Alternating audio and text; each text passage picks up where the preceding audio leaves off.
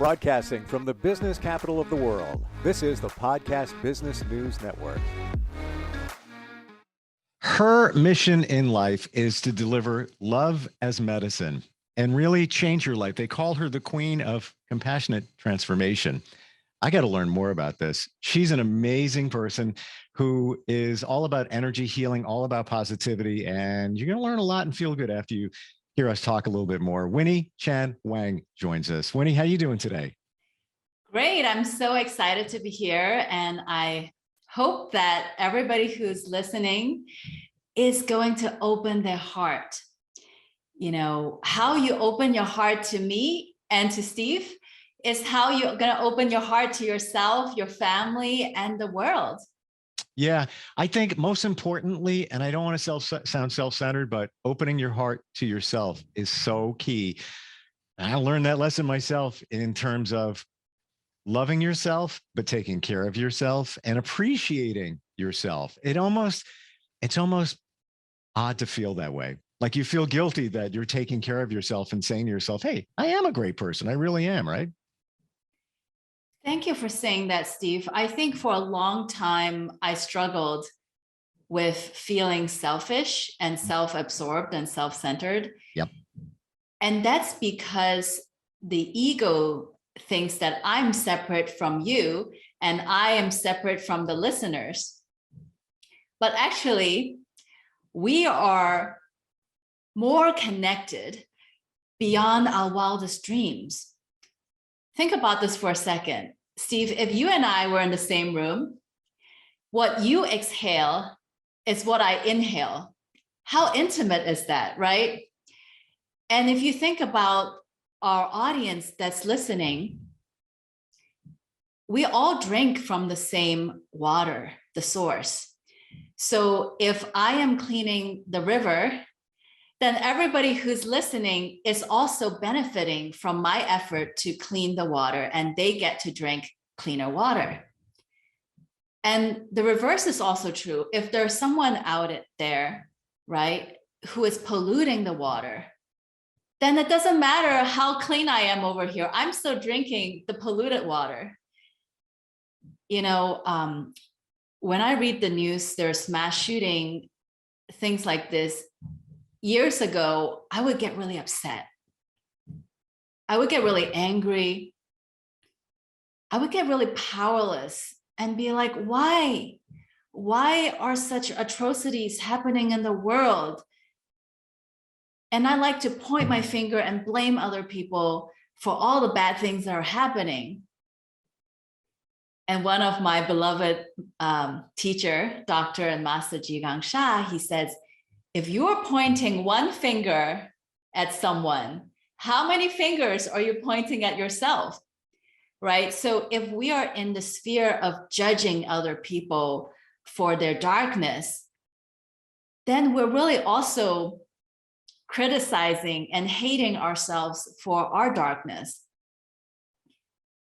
So that's why I said one of the key words today is to open our hearts to receive, because really how we receive others is also how we receive ourselves. It's so true.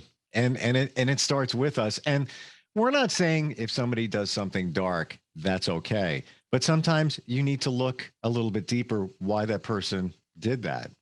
And there may be reasons behind it, or we may never know, but we have to start with ourselves. And I love what you just said about the water analogy, and especially the breathing analogy. We are in the same room. We are breathing the same air. We're exhaling the same air. Listen, we're under the same sun.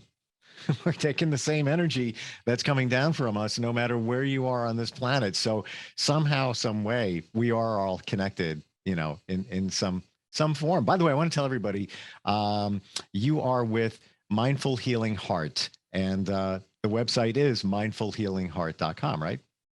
Yes, because mindful healing starts from the heart. I bought this domain name a couple years ago, and I can't believe nobody's ever bought it. I was like, wow, I win jackpot. Yeah, well, you know why? Usually the ones that are not taken, and you find it, it's because they're so good. Nobody else thought of it. So what you do in terms of healing people, it's energy healing. That's part of it, correct? Yeah, so let me give you a little bit introduction as to what I do.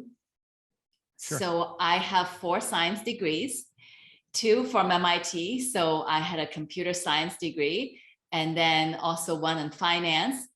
Right after I graduated, I actually worked on Wall Street at Goldman Sachs. And then I switched gears. I got a marketing degree from NYU. And what happened was that I had a spinal injury. And what happens when you have a spinal injury is that everything is out of alignment.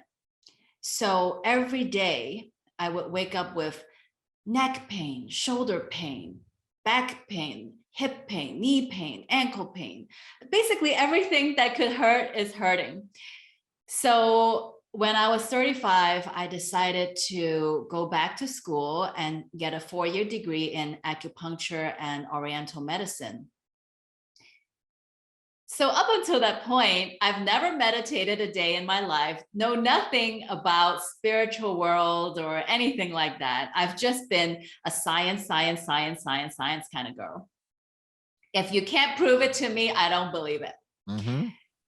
Then what happened was I was in this near-death car accident. And at the moment, I still remember that leading up to the 3 seconds of the car crash, I just thought, oh my God, I lived my whole life in anger and resentment, holding on to these grudges of things that people did to me in the past. And also lived in worries and fear about all the things that can go wrong in the future. And I'm always in the past or in the future, but anywhere but now. And of course, I didn't die from my car accident, but that was my spiritual awakening. Can I tell you something? You just touched my heart, because that was mine. It was. Somebody said to me in my journey, and things have changed in the last year and a half. Definitely a profound journey. Maybe I wasn't able to make those decisions. It just kind of happened for me. But somebody I met in the very beginning said, why don't you live in the present? You never live in the present. And I'm like, what do you mean? I'm here. What are you talking about? We're having dinner, having a couple of drinks, we're having fun. Yeah, but you don't live in the present. And then I thought about it, and just what you said, if you live in the past or you live in the future, all you do is worry, because you worry about the past or you worry about the future, but you're not doing this right now. And then that was boop, got it. And it took a while for me to get into that mindfulness, that mindset of that. And that's kind of where I am. Do I worry about the future a little bit? Sure, we're wired that way. Do I think about the past? Yeah, sometimes be a little angry about a few things there, but it's like they're easier to let go of when you're here. So I just wanted to share that. I'm like totally on your page there. Yeah. So what happened was at that moment when I was living in the past and the future, I was suffering from severe anxiety and depression. I would cry every day and sometimes 3 hours a day. And finally, I started Reiki and talk therapy. And it's like fate that I became an energy healer. And that's actually part of my mission in life, is to bring spiritual and science into oneness, that there is science in healing. I absolutely love Western medicine. My dad is a surgeon for 54 years. I grew up with all kinds of Western medicine in my house. And, there is Chinese medicine, which is part science and part energy healing, and then just pure magic. I also believe in magic spells and all of that manifestation that, just prayer can heal. And really, my motto is, if it gets the job done, it gets the job done. If my client walk in with a cough, they don't really care if it's the antibiotics or the acupuncture and herbs, or it's the prayer that got rid of the cough. They just want the cough gone. Yeah. which is why one of the things I hope the listeners get from all of our episodes is fun. Literally, this is something I learned from my daughter. So during the pandemic, my daughter played a lot of video games. And part of me as a parent, I was like, oh my God, I did such a bad job in parenting. My daughter is addicted to screens and video game, and I had all this shame. But then I realized that there's actually a lot of good that came out of playing video games. You know, when you play video game, you're actually really present. You're very curious. You know, you're playing every round like this is the round. You're not thinking about the round before or the round that's coming. And you're having just a lot of fun.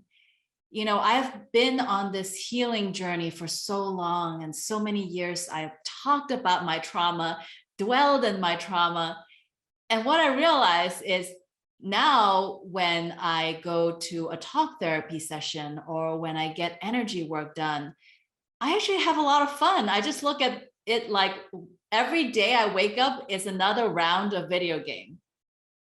Interesting analogy. Yeah. And all right, I just gave my son a pass for playing video games. Yeah. How old is your daughter? So I have two, 12 and 14. And mine are 14 and 16. Oh, nice. Yep. And my daughter is more TikTok, Snap, and my son is the video games. But, you know, even that, you're living in the moment. You're talking, even if you're, you know, on TikTok or Snap, you're in the moment. Like we're just saying, you're not thinking about before, you're not thinking about the future. You're enjoying what you're doing at that time. Yeah. I love the fact that you blend energy healing with science. Because if there's anybody that's, you know, listening or watching and thinking, all right, how can you really heal somebody with this thing called Reiki and chakras? How is that even possible? Well, you're coming from a scientific background. So it's well-rounded and you've done the research and it's a whole different perspective. Yeah. And so the third quality that I hope that all of our listeners get to embody and practice is commitment. You know, go ahead and, you know, put it on your calendar and tune in every Wednesday at this time to be committed to listening to our show. And I want to explain a little bit about why I was able to blend science and spiritual practices in my healing. It really comes from this really deep commitment. Hey, if my client walks through the door and I'm taking their money, I'm going to deliver, right? If they come in with a cough, I'm going to do whatever it takes, right? To get the job done. You know, if they come in with herpes zoster with an active flaring rash, they don't care how I do it. They just want it gone, right? So, and I really credit this to my MIT engineering background. You know, my first degree is in computer science. And for anybody who's ever written code, you know that when you write a piece of code, you compile. And then seldom does the code work the first time. You have to go back and debug and then compile and debug and compile and debug. And so I've really brought the discipline of my engineering and science degree and be like, well, you know what, if I'm inventing the COVID vaccine, I sure am not going to get it right the first time, right? I have to try it, tweak it, try it, tweak it. And so that's how I approach all of the healing is I try this, it didn't work, and I try something else. And it's just really having a lot of fun. And with this all-in commitment, I'm going to do whatever it takes until I deliver the results, which is helping my clients out of their suffering. And I'm going to give two examples of how I was able to tie in science, which is things that are written in the textbook, to energy healing. So this actually was my first funny client. So my client had nasal allergies for 14 years. In traditional Chinese medicine, our textbook says that grief is stored in the lungs. So I was really curious, I asked my client, hey, was there something really sad in your life? Major grief 14 years ago? And then she said, yeah, I was going through a divorce. And I said, bingo, right? So then I channeled healing energy into her lungs to release the grief.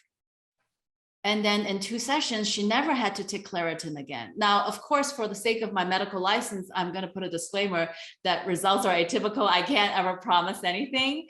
But it's this idea also, it doesn't matter how much I want my client to heal. She has to be giving herself the permission to let go of that grief, right? If she is not believing that this works, if she doesn't believe that she deserves to be healed and she's ready to be healed, I can't override her programming. Another example is, this actually happened this year. I had a client come in and she said, Winnie, I have decreased eyesight in my left eye for about 3 months. And so the textbook says that anger is stored in the liver. And textbook also says that liver opens in the eyes. So then I turned to my client and I said, what was the most frustrating thing that happened to you 3 months ago? And then she started telling me the story about her and her sister getting into a fight. She said something and then she said something. And then what ended up happening was her sister set boundaries, gave her the silent treatment and just cut her off. And she felt really angry because she thought she didn't deserve to be cut off. And I said, bingo, are you ready to forgive your sister for cutting you off? And are you ready to forgive yourself for having experienced anger and held on to it for 3 months? And she said, yes. So we did forgiveness practice. And in 1 session, her eyesight was fully recovered. Wow. And at this time, I do want to give a plug-in to, my teacher. So my teacher, Dr. and Master Jigang Sha, his website is www.drsha.com. He is the creator of Tao calligraphy. And he talks about the 10 Da, right? The 10 Da qualities are love, forgiveness, compassion, light, humility, harmony, flourishing, gratitude, service, and enlightenment. So he created these Tao calligraphy. What that means is by tracing and chanting, he teaches what we chant is what we become. So if we chant greatest forgiveness, greatest forgiveness, greatest forgiveness, that technology is ultimately what helped the eyesight completely recover. So yes, I really, really love and am grateful to my teacher for teaching us the 10 Da and also creating the Tao calligraphy so that I could serve my clients that way. I love those stories. And I've started in my journey learning a little bit about what you're talking about, but you've connected the dots from the scientific standpoint, like talking about the liver, talking about the lungs. I've never heard anybody connect them like that, but it's because of your scientific background. So I have to say that that's not Winnie's. That's actually traditional Chinese medicine. And it's been written in our textbook for thousands of years. Okay. Oh, so even better. Yeah. So I want to tell everybody that's not Winnie's method. There's nothing that I invented here. This is just all me getting a lot of degrees and a lot of training. And Yeah, just, but nobody else is doing it though. So you need to take some credit for that. You need to, because you're getting the message out there. And even the more better for anybody who's skeptical about, oh yeah, okay, because it has been around for centuries. It's been there. Guess what? I talk metaphysics. I never heard those things. So thank you for sharing that. So there are a lot of Chinese medicine practitioners in the country and in the world. So for example, in the state of California where I practice, every acupuncturist, herbalist that's licensed have to go through a very vigorous 4-year science degree, a master, and they sit for a board exam that, let me tell you, is as vigorous as med school, because you have to memorize every herb, every acupuncture point. You have to memorize the Western medicine. You have to learn about Western medicine. So I really tip my hats off to all the acupuncturists, in California and in the United States. So if you want to experience this kind of healing, if you're not quite ready for Reiki, but you want to try acupuncture, hey, you know what? It's legit and it works. I can't believe you said that, because we have a question and you can always reach us instantfeedbacksteve@gmail.com. This is Kelly in Hampton, Connecticut. And she says, I have chronic shoulder pain. Which would be better, Reiki or acupuncture?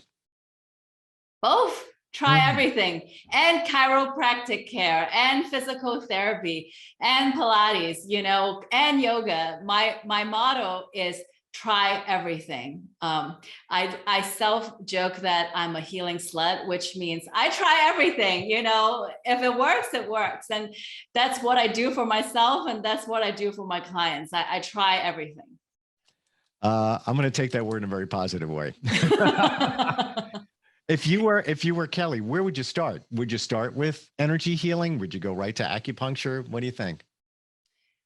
If she were my client, I would start with, how long ago it has been. If it's somewhat recent, I would want to know if there was any car accident. I would want to know if she's done any X-ray scans, if she's been to an orthopedic doctor, because remember, we're talking about comprehensive integrated care here. And if let's say she's done it and it's been more than 6 months, and mostly it's the sensation like a frozen shoulder. And we get a lot of women over age 50 get that condition. And so it's really, I would say, start with acupuncture, because the acupuncture, when you insert the needles, it's able to bring circulation to the body. And by the way, if you want to know how acupuncture works, it's very simple. So I used to be an electrical engineer, and I like to explain it like this. If the circuit is complete, when I press the button, the light turns on. We can call that a 1, conducting electricity. If the circuit is broken, then when I flip the light switch, the light doesn't come on. That's a 0. So think about the whole entire body as a computer, and you can encode everything in 1s and 0s, right? So the goal of any energy healing or acupuncture is to find all the 0s in the body and change it to 1, right? So I know this is not the sexiest way to look at this, but I consider myself a plumber. Okay, I'm looking inside your body and I'm finding all the 0s and changing it back to 1. By the way, for the listeners out there who don't have money for acupuncture, because let's get real, therapy can be expensive. If all you did was tap your shoulder every day, trust me, that's going to be helpful. And also, it's just about mobility. Okay, if you just mobilize and keep exercising, the goal is to bring circulation back to your shoulder. So whether you do it by acupuncture, by tapping, by moving it yourself, there are so many ways that you can heal, which is why healing is so fun. So I didn't know that. So you're saying, Winnie, that acupuncture is really bringing back blood flow to an area that is targeted. Yeah. So the analogy, Steve, is let's say you have $100 to spend every day. Okay. And then, I think I just did at Starbucks. okay. And then if you're really angry about something, okay, you're holding on to the past, that's $20. If you're really scared about something, okay, that's holding up $20 of your money. And then, if you are suppressing something, avoiding dealing with something, that's another $20 that's holding up. And maybe you are subconsciously sabotaging yourself and don't know your purpose in life, and you're not really serving humanity with your gifts. Okay, so you are dimming your own light, another $20. So God gives you $100 to spend, but you only have $20 to spend to begin with. Now, let's suppose you only have $20 to spend, but you're thinking all day. So the $20 is up here. But what if I want some of the dollars to go to my shoulder, right? It's this idea that all of us come from the source. And this body is sacred and whole and has the ability to heal itself. So when we tap or when we put acupuncture needle, we're actually telling the body, send money here, send money here. Okay, this part of the body needs more money. And so sometimes it might take a lot of sessions. Maybe it takes 10 sessions to heal this part, but that's because you got $20 in anger and $20 in fear and $20 in unworthiness and $20 in denial, right? So that's why I wrote the book, Honoring Darkness, Embrace Shadow Work to Nourish and Grow Your Power. Because one day I was like, okay, if I have 3 months left to live, because let's face it, I could die in a car crash tomorrow. What is the legacy? What is the gift that I want to leave behind for humanity? Using all my 4 science degree and everything I have experienced in my healing practice. And really, we don't want to have $80 held up in anger and fear and unworthiness and denial. We want to have $100 to spend. Absolutely. Right? So, if I only have $20 to spend on my shoulder, I'm going to be spending a lot of money at my acupuncturist office, because that means it's going to take many, many, many visits to heal this part, right? But if I have $100 to spend, wow, now I can have fewer visits, heal faster. And so it's really why I wrote this book. I could talk to you all day long. And when we talk about being in the same room, exhaling and inhaling the same air, you are a breath of fresh air. You really are. And to your point about the analogy of the $100, when you have those things going on, anger, and you take your 20 goes here and 20 goes, it's costing you your life. Exactly. Yeah. Yeah. And I don't mean like your life is going to go and end, but it's costing you something within your life. So why spend that money on that? Be positive. Tell everybody your website again, Winnie. It's mindfulhealingheart.com. And it's very easy to remember, right? Mindful healing starts from the heart. So mindfulhealingheart.com. And you have a great website with a lot of information and resources. If anybody's looking to heal, feel better, Winnie is your person. I've never met anybody quite like you. And I really mean that. What I say is what I mean. I'm completely honest about things. You come from a whole different perspective, from the scientific end, the medical end, the energy healing end. It's all there. And I love that, because there are so many skeptical people when it comes to energy healing, but you can back it up with science. Others really can't do that. We're just about out of time, Winnie, but it was great talking with you. I really cannot wait to talk to you again. Thank you so much. I hope that all the audience can walk away with being receptive, fun, and committed to tuning in every week. Yeah. And don't waste your money in terms of the things that you just said. in terms of things that don't serve you. Why would you want to put a 20 there? Why would you want to put a 20 there? Keep that 100 and feel better about yourself, right? Absolutely. Yeah. Check out the website, mindfulhealingheart.com. Thank you again, Winnie. We'll get together sometime really soon. Thank you, Steve.